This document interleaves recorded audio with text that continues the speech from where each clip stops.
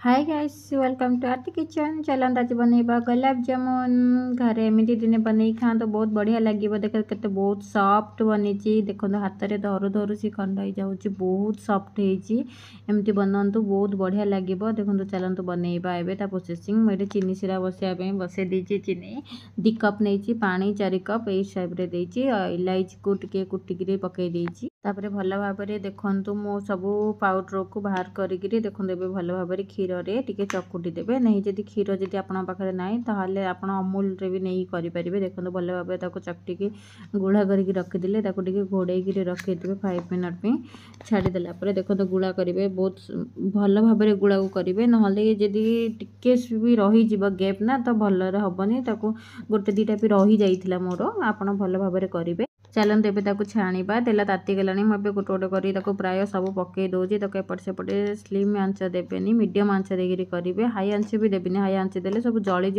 भितरटा हो न कंचा कंचा रही तो मीडियम जाल एपट सेपट कर 2-4 थर करेंगे टिके क्षीरटा गरम हो सारापर पुणी देखो पकईदेव सब मिठार पकईदेव देखो केते सुंदर बनिकी रेडी हो गला ना।